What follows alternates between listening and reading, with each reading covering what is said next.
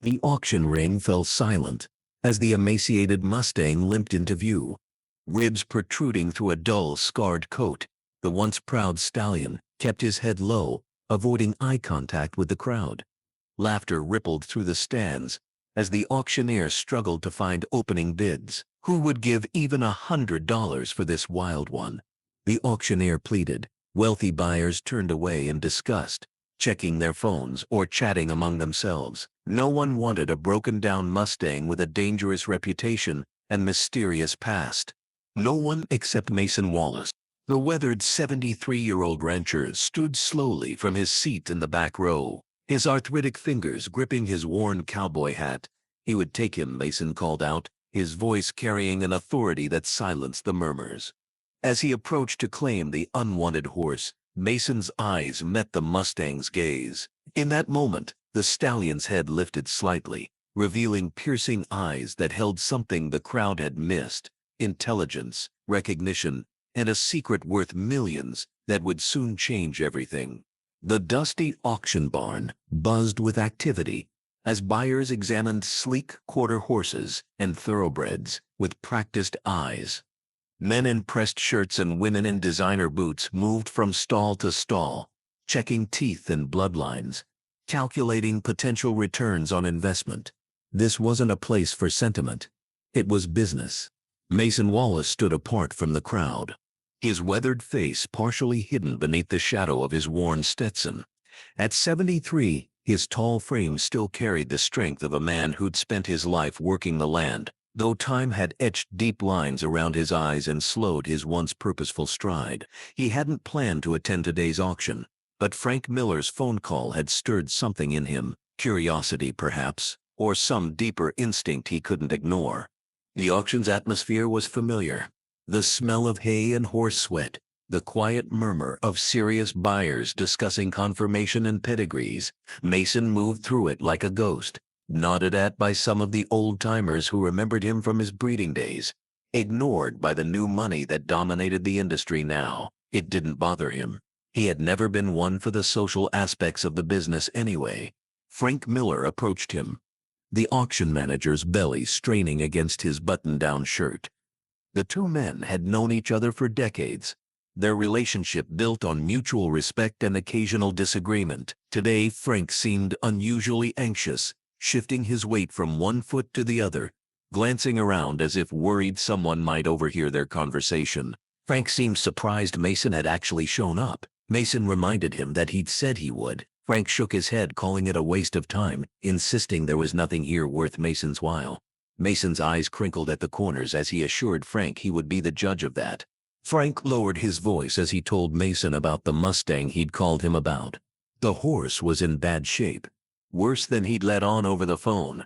The government had rounded him up from the Calico Mountains last year, and 3 facilities had already given up on him. Each transfer had left the horse more withdrawn, more aggressive, until he'd been deemed unadoptable, a death sentence in all but name. Mason's expression remained unchanged. As he insisted on seeing the horse, Frank sighed but motioned for Mason to follow. They made their way past the premium stock to a small holding area, separate from the main stalls. Frank muttered that most folks wouldn't even look at the Mustang. He was too wild, too dangerous. The last handler had gotten his arm broken trying to work with him. The smell hit Mason first. Not just the usual scent of horses and hay, but something sharper, the smell of neglect, of an animal that had given up on human kindness. Inside the stall stood a Mustang, whose appearance made Mason's chest tighten.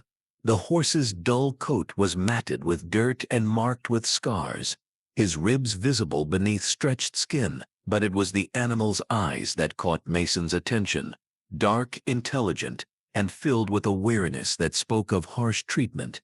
Those eyes followed Mason's every movement, missing nothing.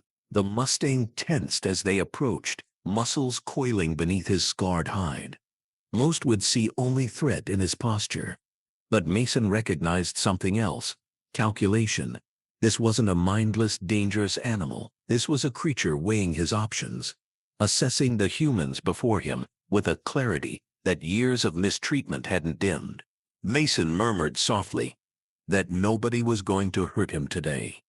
The Mustang's ears flicked forward for just a moment before resuming their pinned-back position. It was a small reaction, barely noticeable, but Mason caught it. Somewhere inside that battered body, the horse was still willing to listen, even if he wasn't ready to trust. As Mason observed the Mustang, something stirred in his memory. The markings, though partially obscured by dirt and scars, seemed vaguely familiar. The way the horse held himself, even in his weakened state, spoke of good bloodlines and natural athleticism. Mason found himself stepping closer to the stall, his eyes narrowing as he tried to place what he was seeing. Frank stayed back, watching Mason with a mixture of concern and curiosity. He'd known the old rancher long enough to recognize when something had caught his attention. Mason had been one of the best horsemen in the county in his prime, with an eye for quality that few could match. If he was seeing something in this broken-down Mustang, maybe Frank hadn't been crazy to call him after all. The Mustang shifted uneasily as Mason studied him, moving sideways in the small stall to maintain distance. The movement revealed more of his features, the shape of his head, the proportions of his body. Despite the weight loss, Mason felt a strange certainty growing within him. He had seen this horse before, or one remarkably like it. But where? When? Frank explained that the horse was set for the auction block in an hour. Nobody would bid on him, except maybe the meat buyers. He suggested it would probably be best to put him down humanely, save him from the long trailer ride to the slaughterhouse in Mexico. Frank's voice held genuine regret. Despite his gruff exterior, he had always cared for the animals that passed through his auction. Mason didn't respond, his eyes never leaving the Mustang. There was something familiar about this horse, something he couldn't quite place. The way he held himself despite his condition, the particular pattern of his coat beneath the ground, it tantalized the edges of Mason's memory, like a name forgotten but hovering just out of reach. When Mason asked what they called him, Frank shrugged and replied just Lot 57. The Bureau just assigned numbers to these wild ones. No one had bothered to give him a proper name, another sign of how little value they placed on him. Mason nodded slowly and stated he would stay for the auction. Frank looked surprised, questioning if Mason was seriously thinking of bidding on him. This wasn't some gentle gelding for afternoon rides, he warned. This one had the devil in him. Mason turned away from the stall, his expression unreadable. Maybe so, he replied. But sometimes, the devil you know is better than the one you don't. It was an old saying of his father's, one that had guided Mason through many difficult decisions in his long life. Frank frowned, but didn't argue. He'd learned years ago that once Mason Wallace made up his mind, there was little point in trying to change it. The auction barn gradually filled as the hour approached. Mason took a seat in the back row, away from the serious buyers who clustered near the front. He observed silently as horse after horse entered the ring, their coats gleaming under the lights, prices climbing into the thousands and occasionally tens of thousands. Quarter horses with proven cutting bloodlines, thoroughbreds with impressive racing pedigrees, even a few well-bred Arabians, the cream of domesticated stock. And then everything changed. When Lot 57 was announced, a noticeable hush fell over the crowd. The Mustang was led into the ring with a chain over his nose, his handler keeping a cautious distance, clearly uncomfortable with his charge. Under the harsh lights, the animal's condition was even more apparent, each scar telling a story of suffering, each tentative step revealing pain unaddressed. The contrast between this creature and the sleek, well-cared-for horses that had preceded him couldn't have been more stark. The auctioneer's rhythmic chant faltered as he searched for words to make this broken animal appealing. Here was a genuine wild Mustang, ladies and gentlemen, straight from the Calico Mountains. Who would start the bidding at $100? His voice lacked the enthusiasm he'd shown for previous lots. This was an obligation, not an opportunity, a horse to be moved through the system as quickly as possible. Silence greeted his call for bids. Not the strategic silence of buyers waiting to pounce, but the empty silence of utter disinterest. A few chuckles rippled through the audience. Someone near the front muttered loudly enough to be heard that they wouldn't take him if they were paid. The comment drew more laughter, the kind born of discomfort rather than genuine humor. The Mustang's eyes scanned the crowd, his body tense.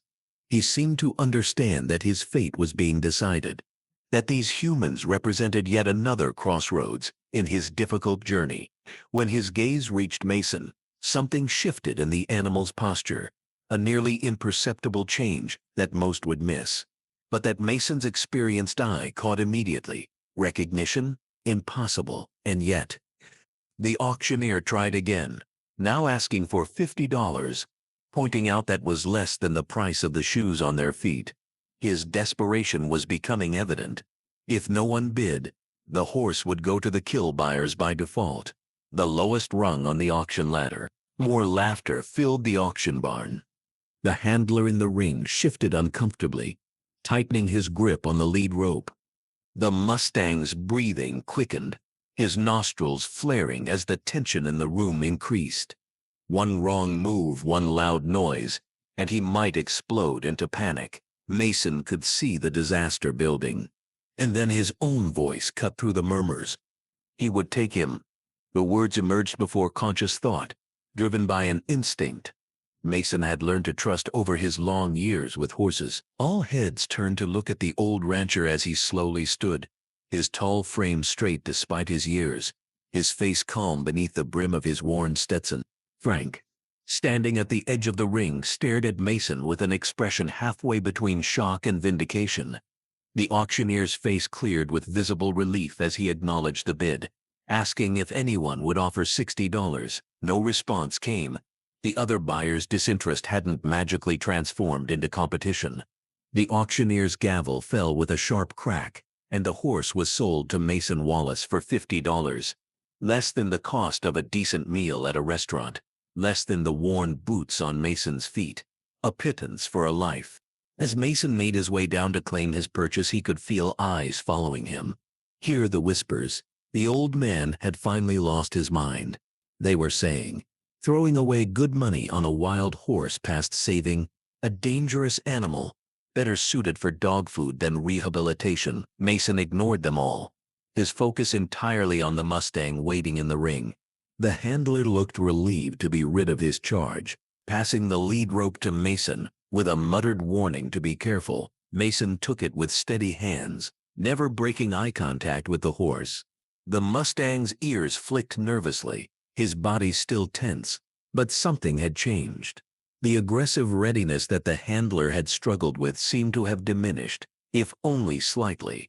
Mason spoke quietly as he neared, close enough now that only the horse could hear him. It had been a long time, hadn't it? The words emerged instinctively, a greeting to an old friend rather than a new acquisition.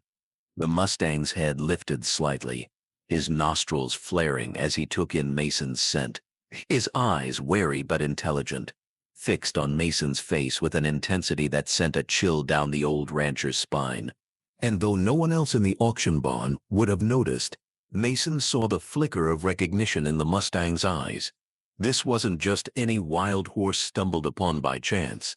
This wasn't a random act of charity toward a doomed animal.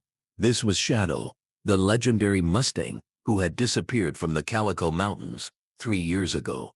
The Mustang Mason had tracked, studied, and photographed for almost a decade. The Mustang whose bloodline traced back to the foundation quarter horses of the 1950s, making him potentially worth millions to the right breeding program.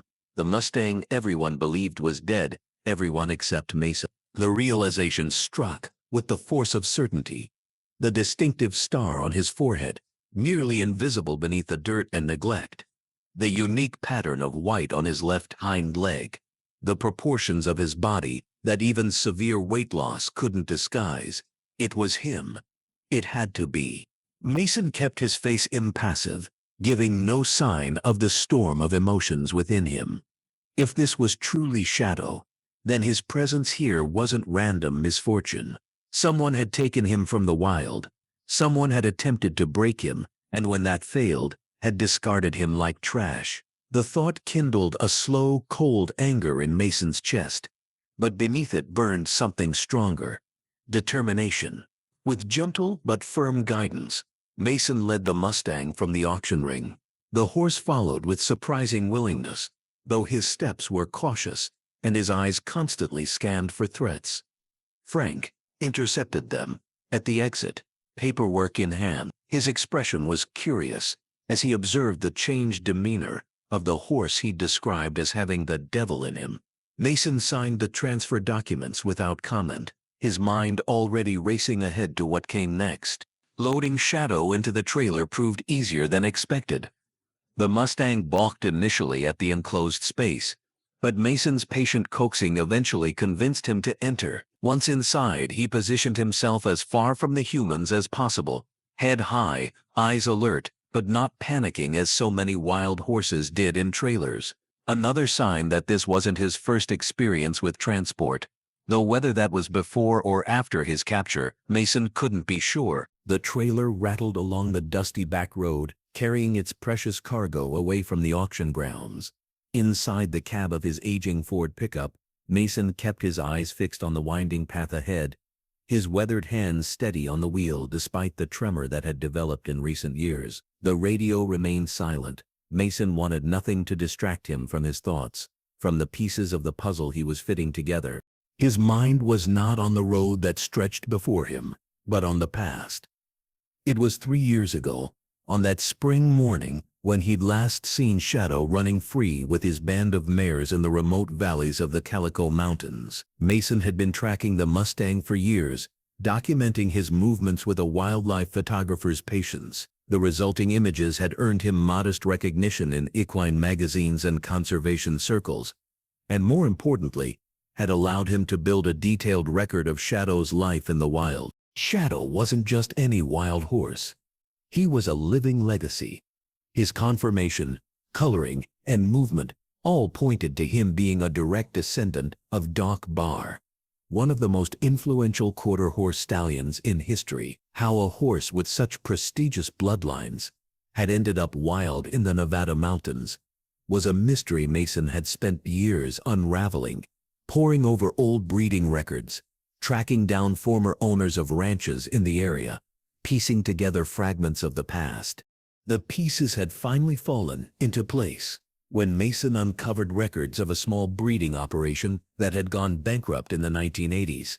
Several valuable horses had disappeared rather than being sold to cover debts, including a pregnant mare with Doc Barr bloodlines. Those horses, released or escaped, had integrated with the wild herds, their valuable genetics hidden beneath the dust of the desert, emerging generations later in the remarkable stallion Mason had come to know as Shadow.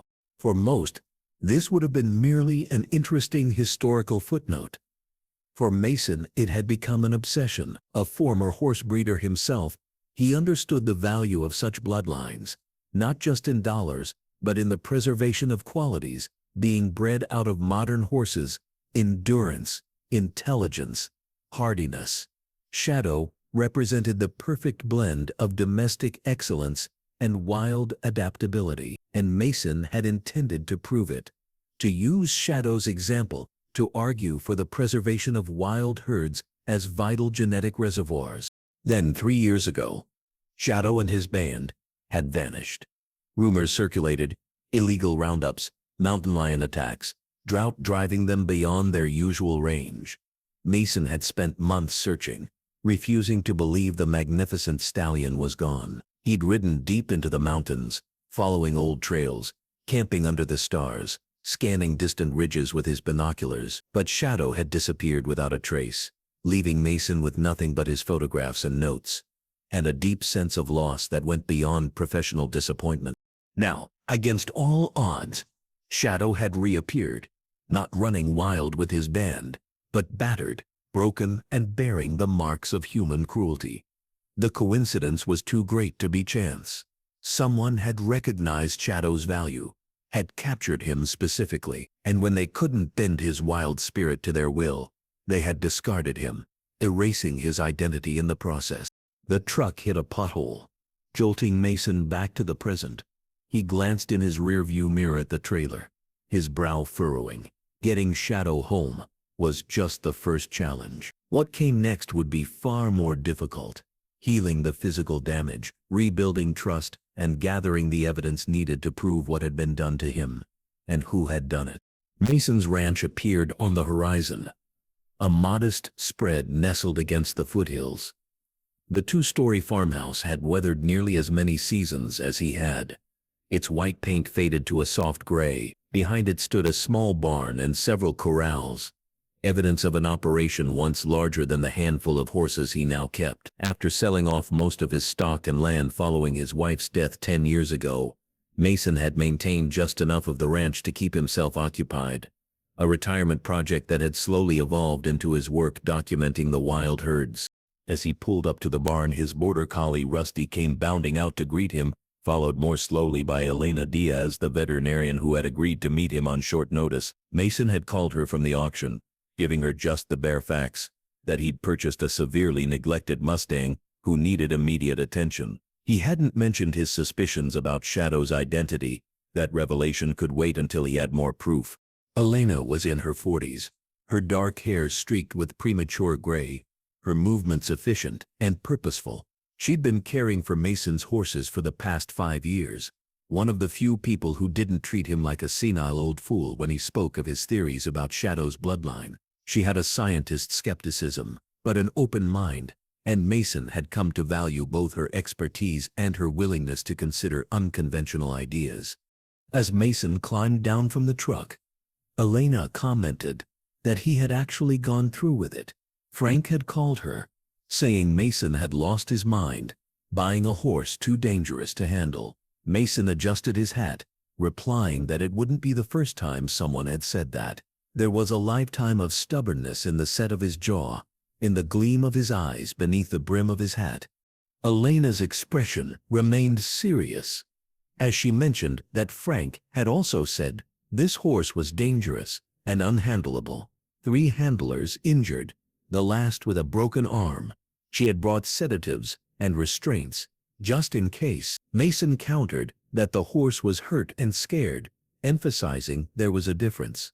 He'd spent enough time around wild Mustangs to know the difference between genuine aggression and the defensive reactions of a frightened animal. And this particular animal had reasons to fear humans that Elena couldn't begin to guess. Elena sighed, but followed as Mason moved toward the trailer. She suggested taking a look before they unloaded him, warning that if he was as bad as Frank said, they might need to sedate him for everyone's safety. Mason nodded, acknowledging her professional caution even as he suspected it wouldn't be necessary. If his hunch was correct, if this truly was Shadow, then the Mustang would remember him, not as a threat, but as the human who had observed him for years without ever attempting to capture or control him. Mason carefully opened the trailer's side window. Inside, Shadow stood braced against the trailer walls, his eyes wide, breath coming in short bursts.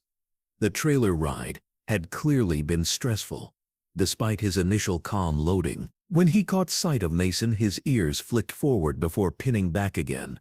A momentary acknowledgement followed by caution. It wasn't much, but it was something. Elena peered in and let out a low whistle. She was shocked by the Mustang's terrible condition. Her professional demeanor cracked slightly as she asked what they had done to him. The "they" was unspecified, but accusatory. Whoever had left this horse in such a state deserved no consideration in her book. Mason's voice hardened as he said he aimed to find out, then asked if she could help him. Elena studied the Mustang with a critical eye, her gaze noting each visible issue like items on a checklist. It was hard to tell without a full examination, she admitted. He was severely undernourished, probably had parasites. Those scars on his flanks concerned her. Some looked infected, and he was favoring his left front leg. The leg issue alone could be career-ending for a domestic horse, though career hardly applied to a wild Mustang. She stepped back, meeting Mason's gaze directly. It was going to be expensive, she warned, and there was no guarantee he would recover fully, especially if there was tendon damage. The subtext was clear. Was Mason sure he wanted to invest all this in a $50 auction horse with a dangerous reputation? Mason replied firmly that money wasn't the issue. He had been saving for this moment for longer than she knew. It wasn't entirely true. He hadn't been saving specifically for Shadow's return.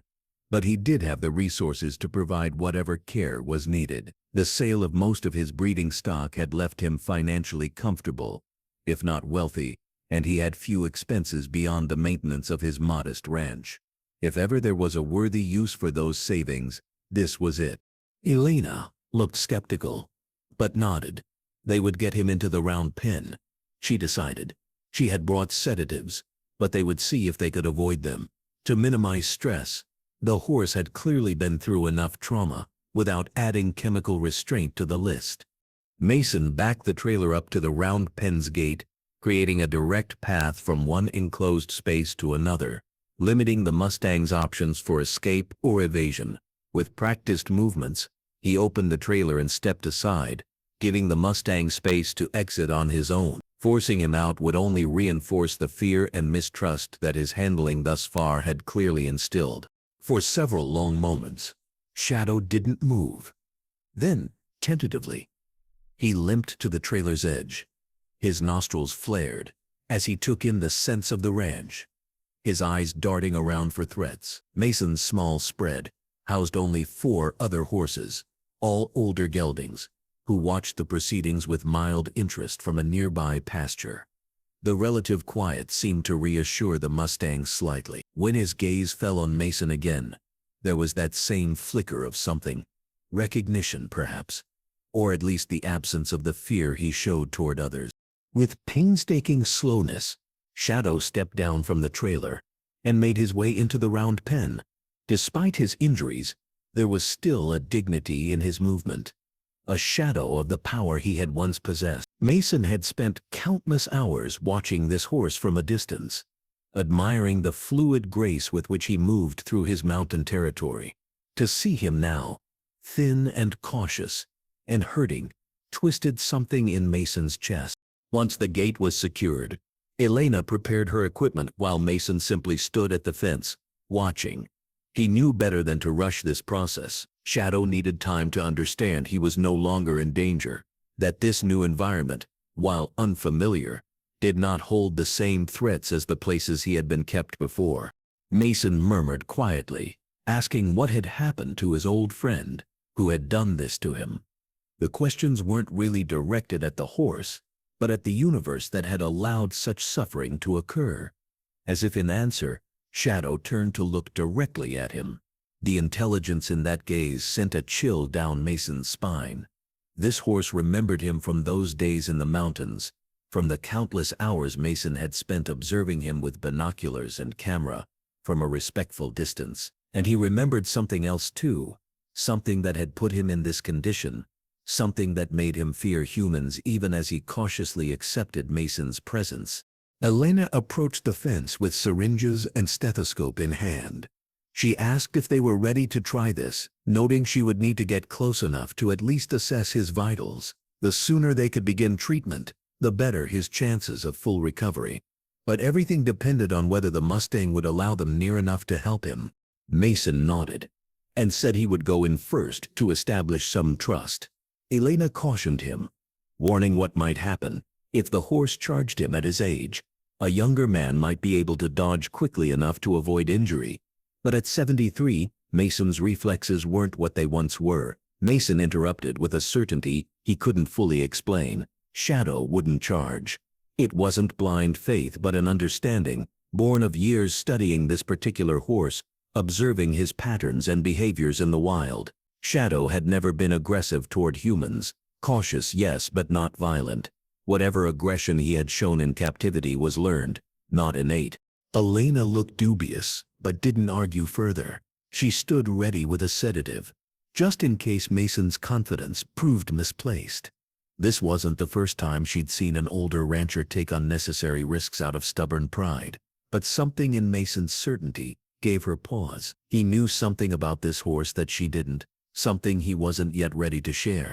Carefully, Mason entered the round pen, moving slowly, his body language relaxed and open. Shadow watched him, muscles tense but not aggressive. There was weariness in his posture, but not the blind panic or defensive aggression Elena had been prepared for. Mason began speaking in a low, steady voice, the same tone he had used when photographing the Mustang in the wild. He reminisced about following Shadow through Miller's Canyon, how the Mustang had led him on quite a chase that day. Mason had nearly lost his best camera when his horse spooked at a rattlesnake. Back then Shadow had seemed to almost enjoy the game, staying just far enough ahead to maintain his freedom, but close enough that Mason could capture the images he sought. There had been a mutual respect between them, an understanding that transcended the usual boundaries between wild animal and human observer. Step by step, Mason moved closer, not directly approaching, but moving in a gradual spiral that brought him nearer to the Mustang. Shadow's ears remained focused on him, his body alert, but not panicked. This dance was new. In the wild, Mason had always maintained a respectful distance, but the familiar cadence of Mason's voice seemed to reassure the Mustang, to remind him of a time before captivity and cruelty had colored his view of humans. When Mason was about 15 feet away, he stopped and simply waited. The minutes stretched out, marked only by the gentle spring breeze and the distant call of meadowlarks. Elena watched from beyond the fence, her hand still near the sedative, but her tension gradually easing as she observed the unusual interaction.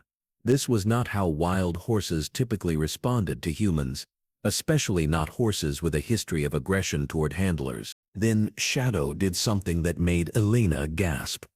From beyond the fence, the Mustang, despite his injuries, took a halting step toward Mason. Then another. His approach was cautious, ready to retreat at the slightest threat, but he was choosing come closer, an action virtually unheard of in a truly wild horse, especially one that had been mishandled. Elena had worked with rescue horses for 20 years and had never seen anything quite like it.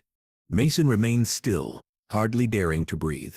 When Shadow was just a few feet away, he stopped, nostrils flaring as he took in Mason's scent. The old rancher slowly raised his hand, palm up, offering it to the Mustang. It was a gesture of trust, of vulnerability, and a test. If Shadow truly remembered him, if the connection Mason had felt observing him in the wild had been reciprocal in some way. Shadow stretched his neck forward, his muzzle hovering inches from Mason's hand. Then, with the gentlest of touches, he made contact. It was barely a brush of velvet skin against calloused palm, but it carried the weight of recognition, of a trust that transcended the barriers between wild and domestic, between past and present. Elena whispered in awe from the fence. She had never seen anything like this. Not with a truly wild horse. Not with a horse that supposedly had injured 3 handlers and was deemed too dangerous to rehabilitate. Mason smiled slightly, explaining that was because Shadow wasn't just any wild horse, and he knew Mason better than she might think. The explanation was deliberately vague. Elena would think he meant that Shadow was responding to Mason's lifetime of experience with horses, to his calm energy and patient approach. The truth was far more specific, far more personal, but Mason wasn't ready to share it yet, not until he had more evidence. For the next hour, Mason worked quietly with Shadow, gradually building on that initial moment of trust.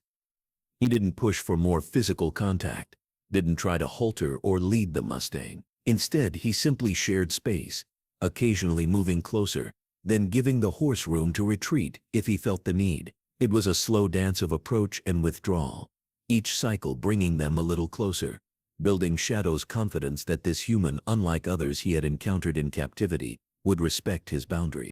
As the sun began to set, casting long shadows across the ranch, Elena had managed to conduct a partial examination.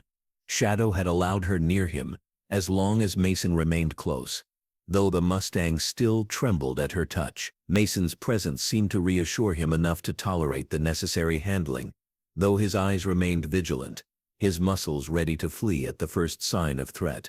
Elena's findings confirmed her initial assessment, and added several concerning details. The Mustang was at least 200 pounds underweight, his ribs and hip bones prominently visible beneath his dull coat.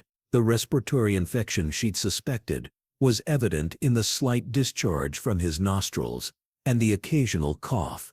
The left front leg showed signs of an old injury, possibly a fracture that had healed poorly without medical intervention, or tendon damage from repeated strain. Most disturbing were the scars on his flanks and around his mouth, not the random marks of life in the wild, but the deliberate results of harsh handling with severe bits and cruel spurs.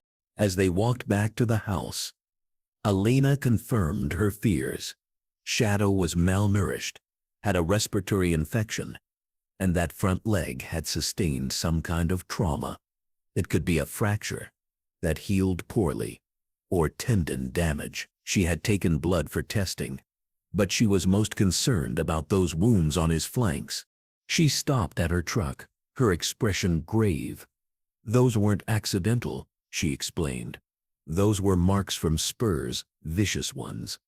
Someone was trying to break this horse, using methods that went out of fashion a century ago." Mason's jaw tightened, his eyes turning to the round pen where Shadow now stood, more calmly, occasionally lowering his head to investigate the fresh hay Mason had provided. He vowed quietly that he would find out who. Elena placed a hand on his arm, advising him to focus on helping Shadow heal first. She had left antibiotics and detailed instructions and would be back tomorrow to check on him. She hesitated before adding that even if Shadow recovered physically, a horse that had been through that kind of trauma might never be fully sound mentally. Mason nodded, acknowledging he knew that better than most. But there was more to this story than she knew. Shadow wasn't just a horse he wanted to save. He was evidence. When Elena asked evidence of what, the old rancher's eyes hardened. Horse theft, fraud, and about $2 million worth of stolen genetics. Elena's eyebrows shot up in surprise as she asked what he was talking about. Mason replied that he would explain everything soon, but first he needed to make a call. There was someone who needed to know Shadow was alive. The morning light filtered through the kitchen window as Mason sat at his worn oak table, a cup of coffee cooling beside a stack of folders and yellowed documents. He hadn't slept much, his mind racing with the implications of Shadow's return and the condition in which he'd found him. He pulled an old leather journal toward him, flipping through pages filled with meticulous notes and sketches of the Calico Mountain Mustangs, years of observations, measurements, and photographs, all pointing to the unmistakable conclusion that Shadow carried the bloodlines of some of the most influential quarter horses in history. The phone beside him rang, breaking the silence. Mason answered with a gruff greeting. It was James Hartley, who informed him he had gotten on the first flight he could and would be landing in Reno at noon. James had been Mason's business partner 20 years ago, when they'd run one of the most respected quarter horse breeding operations in the West. Now a professor of equine genetics at UC Davis, James was one of the few people who had believed Mason's theories about Shadow's bloodline. Mason thanked him for coming on short notice and asked if he was bringing his testing kit. James confirmed he was bringing everything they would need to confirm Mason's suspicions. If Mason was right about this horse, James continued, it would be the find of the decade, not just for the bloodline preservation, but for proving how adaptable these genetics could be in a wild setting. Mason grunted in agreement, before sharing that there was more to it now. Someone knew what they had. Shadow didn't just disappear, he was stolen, and whoever took him nearly destroyed him in the process. James paused, then asked if Mason thought someone had recognized Shadow's value and tried to capitalize on it. That was exactly what Mason thought. Somebody who knew enough about horses to spot his bloodline, but not enough to handle him properly. Mason's voice hardened as he said he was going to find out who. After hanging up, Mason returned to his documents, pulling out a particular photograph.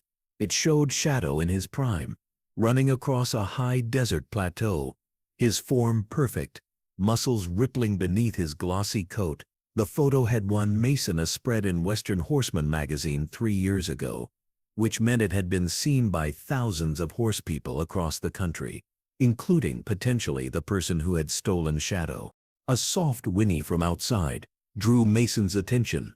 He moved to the window to see Shadow standing at the fence of the round pen, head up, looking directly at the house.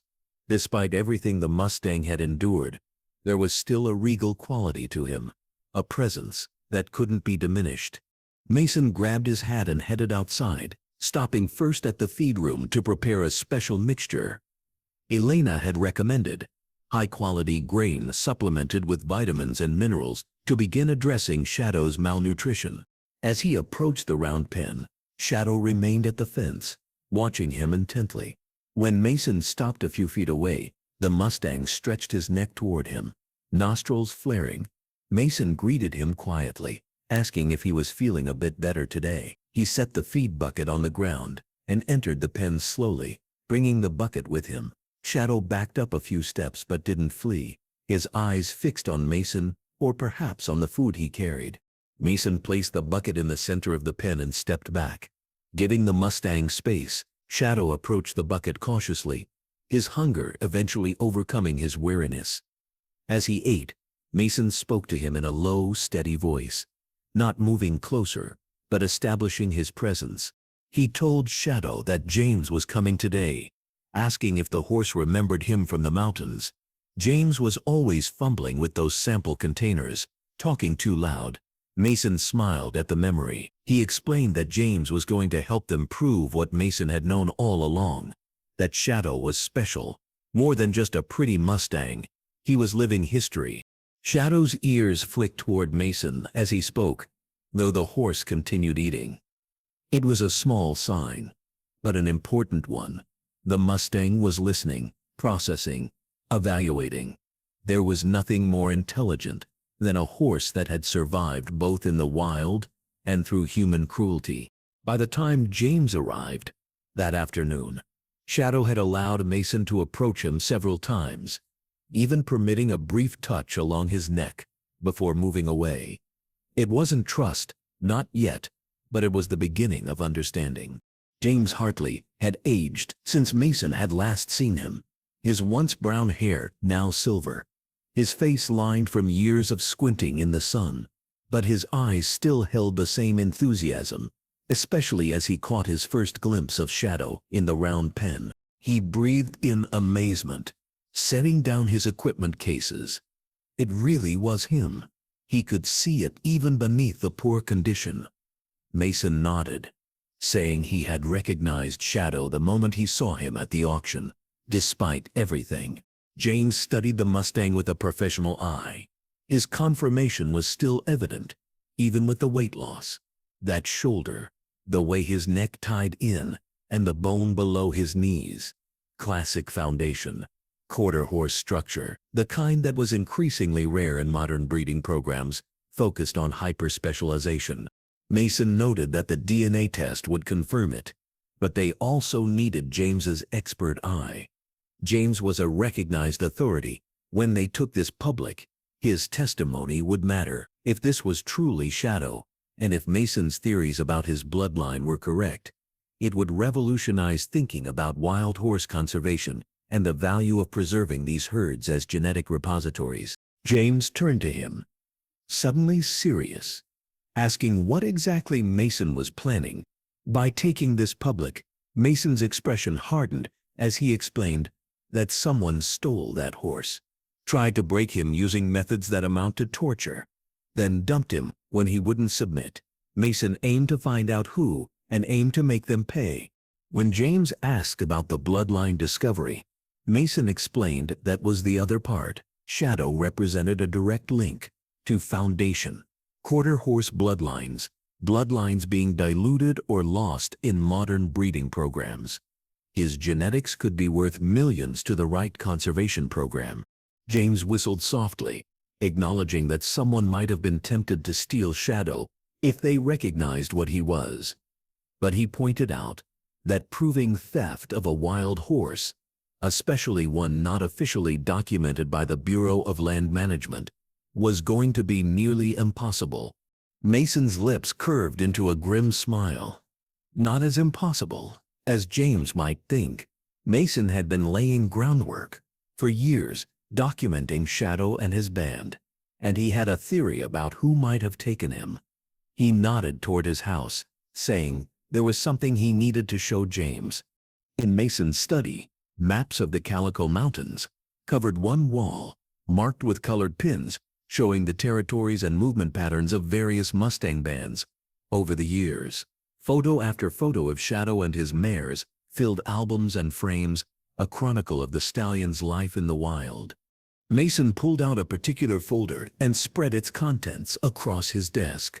3 years ago, right before Shadow disappeared, a new outfit started up about 50 miles from the territory where Mason last photographed him.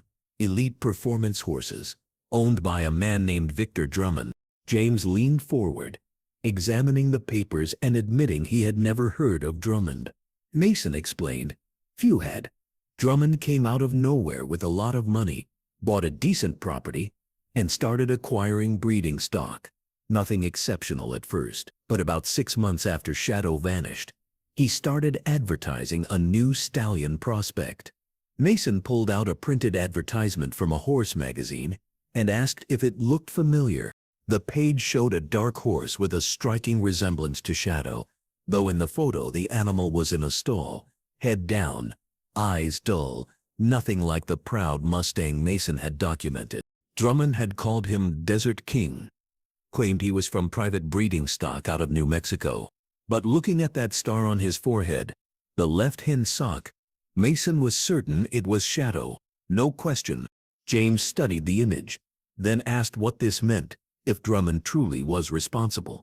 Mason finished his thought, his voice tight with controlled anger.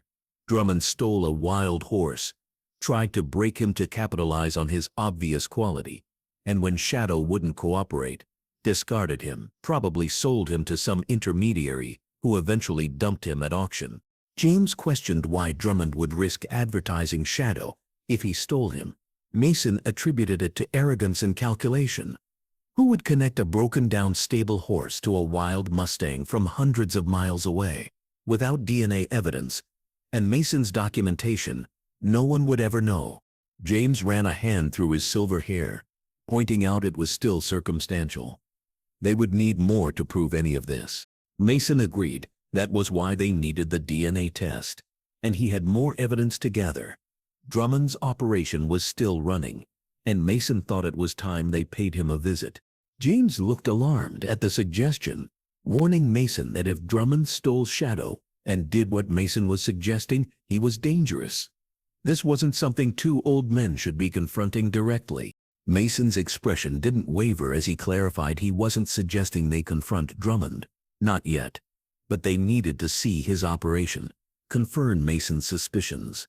Once they had Shadow's DNA results and documented the matching identifiers, then they would involve the authorities. James didn't look convinced, asking what if the authorities didn't care about a wild horse theft from 3 years ago. Mason replied firmly that then they would go public. Between James's reputation, Mason's documentation, and Shadow himself as living proof, they would create a storm Drummond couldn't escape. One way or another he would answer for what he did. As the sun began to set, casting long shadows across the ranch, Mason and James returned to the round pen. Shadow had settled somewhat, though he still moved with the caution of an animal expecting punishment. James explained they would need a hair sample with the follicle intact, and if possible a small blood sample would give them more complete results. Mason nodded and said he would approach Shadow first, noting that while the horse was allowing touch now, he was still wary of new people. With slow, deliberate movements, Mason entered the pen, speaking softly to Shadow. The Mustang watched him approach, ears forward, body tense but not panicked. When Mason was within a few feet, he stopped and extended his hand. After a moment's hesitation, Shadow stretched his neck forward and touched Mason's palm with his muzzle, a gesture that brought an unexpected lump to the old rancher's throat. Mason murmured, reassuringly, that there was nothing to fear here. Gradually he moved his hand to Shadow's neck, stroking gently. The Mustang trembled slightly, but didn't pull away. With his other hand, Mason carefully grasped a small section of mane and, with a quick motion, pulled several hairs, making sure the follicles came with them. Shadow startled, but didn't flee. His trust in Mason Tentative as it was, holding stronger than his fear, Mason soothed him, continuing to stroke the Mustang's neck, explaining they just needed one more thing. He glanced at James, who now stood at the fence with a collection vial. Getting a blood sample would be more challenging, requiring Shadow to remain still while James approached with the needle. Mason suggested they try something. He reached into his pocket and pulled out a small apple he'd brought from the house, offering it to Shadow on his palm. The Mustang's nostrils flared at the scent, desire competing with caution. Hunger won out, and Shadow carefully took the treat from Mason's hand. Mason called softly for James to bring the syringe, instructing him to move slowly, with no sudden gestures. James entered the pen with measured steps, staying in Shadow's line of sight. The Mustang's ears flicked back and forth, monitoring both men, but he remained where he was, perhaps distracted by the unexpected treat. When James was close enough, Mason guided him to Shadow's other side, away from where Mason was still stroking the horse's neck. With practiced efficiency, James located a vein, swabbed the area, and quickly inserted the needle. Shadow flinched and snorted in alarm, but remarkably, didn't bolt. Mason continued speaking calmly, his hand steady on the Mustang's neck, as James collected the sample and withdrew the needle. James murmured for Mason to hold pressure on the collection site for a moment, and Mason complied as James backed away with the precious sample. Once they were both outside the pen, James expressed amazement. A truly wild horse shouldn't have allowed that, he noted. Even one somewhat used to humans. Mason watched as Shadow moved to the far side of the pen, still watchful but calmer than he'd been that morning. Mason replied that Shadow wasn't just any wild horse. He was Shadow, and he was smarter than most people Mason knew. Back at the house, James prepared the samples for overnight shipping to his laboratory at UC Davis, explaining he would expedite the testing. They should have preliminary results in a few days, with complete analysis in about a week. Mason nodded, his mind already turning to the next phase of his plan. Tomorrow they would visit Drummond's operation, just a casual drive-by. Two old horsemen taking a look at the local breeding stock. James looked uneasy, but didn't argue. He understood what this meant to Mason, and if the old rancher was right, what it could mean for equine genetics and conservation efforts. As night fell over the ranch, Mason sat on his porch, watching the stars emerge. In the round pen, Shadow stood with his head raised, also gazing upward, as if remembering the open skies of the Calico Mountains. Mason promised quietly that they would get justice for both of them.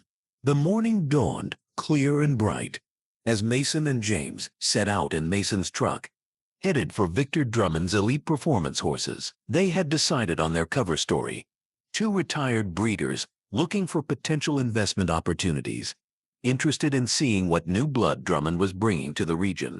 As they drove, Mason cautioned that they were just looking. No accusations, no confrontations. They needed to see if there was any evidence that Shadow had been there. James nodded, though anxiety lined his face. He wondered if Drummond might recognize Mason from his photography work. Mason thought that was unlikely. His name was in those magazine spreads, but not his picture, and he doubted Drummond had connected the dots between the wild Mustang he stole and the old photographer who documented him. As they approached the turnoff to Drummond's property, Mason slowed the truck. Elite Performance Horses was impressive at first glance. A modern facility, with well-maintained barns, several large arenas, and extensive pastures where horses grazed. Everything about it spoke of money and professionalism. James commented on the lack of expense spared as they drove up the main entrance. Wherever Drummond came from, he had brought significant capital with him. A young woman approached as they parked, her smile professional, but cautious, as she asked if she could help them. Mason tipped his hat, adopting the persona of an affable old horseman. He introduced himself as Mason Wallace, and his colleague as Dr. James Hartley, explaining they were in the area looking at breeding stock. They had heard good things about Mr. Drummond's program. The woman's expression warmed slightly at James's title, and she asked if he was Dr. Hartley from UC Davis. James looked momentarily surprised but recovered quickly, confirming he was, and asking if she was familiar with his work. She explained that Mr. Drummond had several of James's papers in his office. His research on preserving Foundation bloodlines was of particular interest to Drummond. She introduced herself as Melissa Chen, the barn manager, and informed them that Miss Drummond was actually away at a show today, but she would be happy to show them around. Mason and James exchanged a quick glance. This was working out better than they could have hoped. Mason expressed his appreciation for her offer.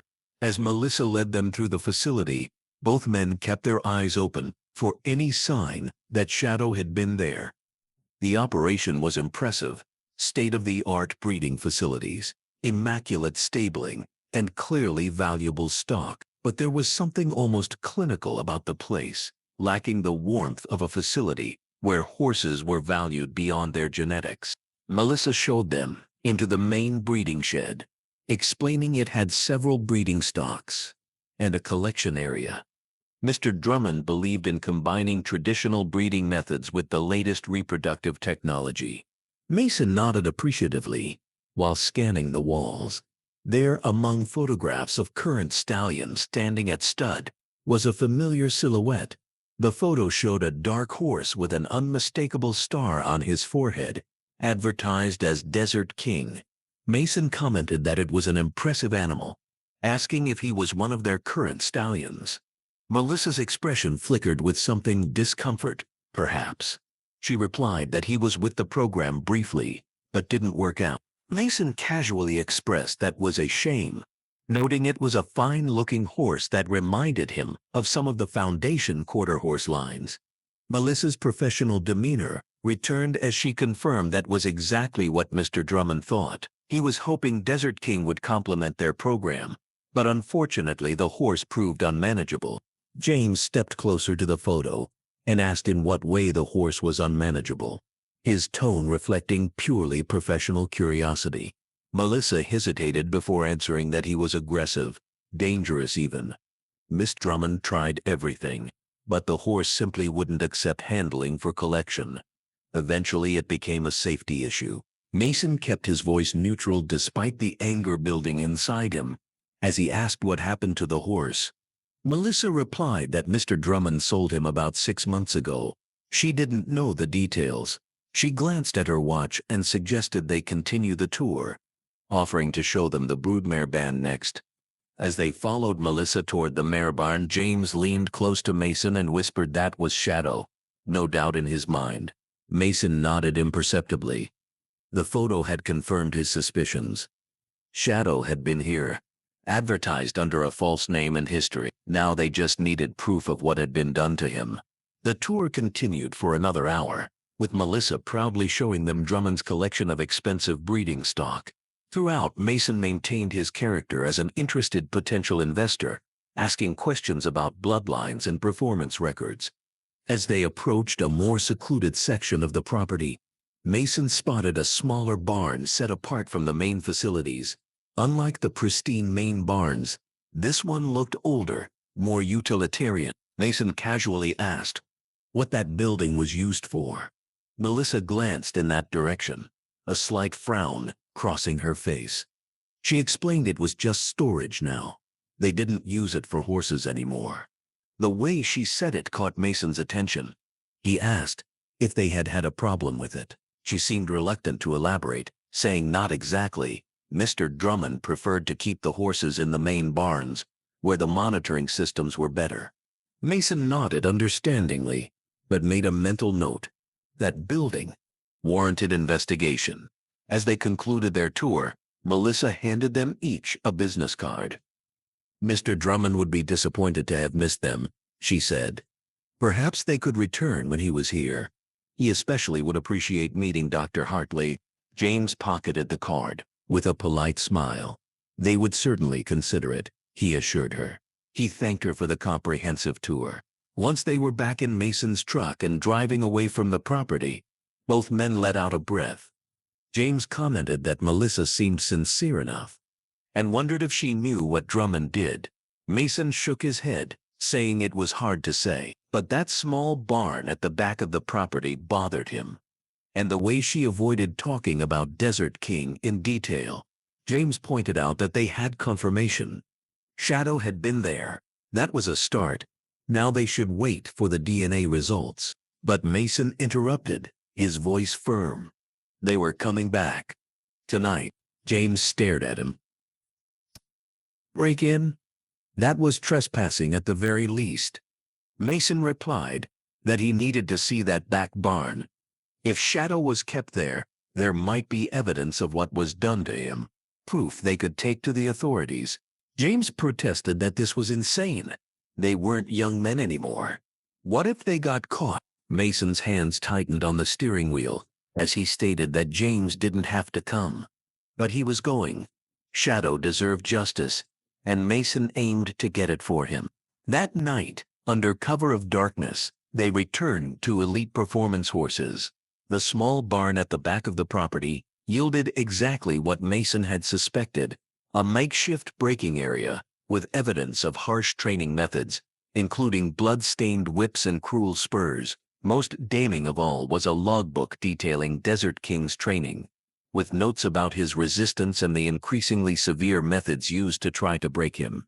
With this evidence, plus the DNA match between Shadow and hairs found in the stall, authorities quickly built a case against Victor Drummond, not just for the theft and abuse of Shadow, but for similar crimes against other wild horses he'd illegally captured. Shadow's story didn't end with Drummond's arrest. The Mustang's unique genetics, now scientifically proven, became the cornerstone of a foundation bloodline preservation program. Mason opened his ranch to researchers and conservationists, using Shadow's case to argue successfully for better protection of wild herds as genetic repositories of immense value. And every evening, as the sun set over the Nevada mountains, Mason would watch Shadow grazing peacefully in the pasture. Head held high, his spirit unbroken, living proof that sometimes what others reject holds the greatest value of all. If you enjoyed this incredible true story of resilience and redemption, don't forget to subscribe to our channel for more compelling animal tales that will touch your heart. Hit that subscribe button now and share this video with someone who needs a reminder that second chances can lead to extraordinary outcomes. Our next story is coming soon. Stay tuned. You won't want to miss it.